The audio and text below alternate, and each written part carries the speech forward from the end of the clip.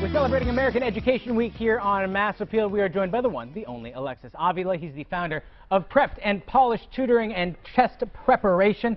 Sir. Thank you so much for joining us. Thank you, sir. That's a tricky one to say, coming out of the mouth. It is. What we're talking about today, and yesterday we talked about tips for junior year for our kids. Now we're talking senior year. The first one, don't slack off. Get good grades. I know what you're thinking. Senior year, I made it. I'm the big kahuna.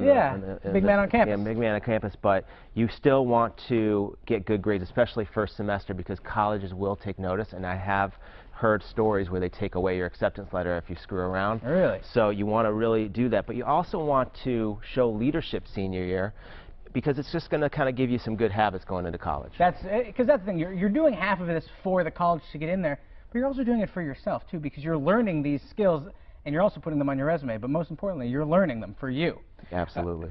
Standardized tests, they're important to take when you're a senior if you didn't do as well as you wanted to junior year. Yeah, you have one more shot. If you're not satisfied up to this point how you did on the SAT, senior year, September ACT, October ACT, or SAT, give it one more shot.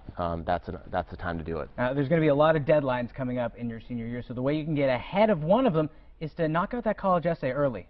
Yeah, a lot of students, they procrastinate on that essay, and all that means is that while you're doing college application work, applying for schools, you're also doing essays, and you're going to feel very stressed. Try to not get it out of the way end of the summer going into senior year or September. That's what I recommend. Speaking of being good and punctual when it comes to these things, is it important to get your applications in on the earlier side? I think that if get those applications out of the way and submit them about a month before the deadline, because a lot of these schools it is kind of like a rolling admission kind of thing where they'll accept you. So early bird does get the worm. Plus, like Thanksgiving time, do you really want to be doing applications? Oh no.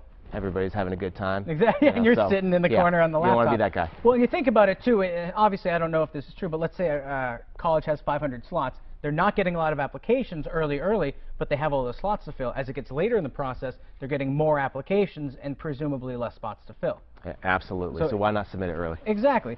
And lastly, make sure to pay visits to the guidance counselor. Well, here's the deal. The guidance counselor is not going to seek you out, okay? No. So He's busy. He or she is very busy. She's very busy. You got to pursue him because he basically is in charge of submitting those letters of recommendation and transcripts, and you got to make sure that he's on top of those deadlines and will advocate for you. Thank you so much for joining us today. Very well. American Education Week. Who else but you to swing by?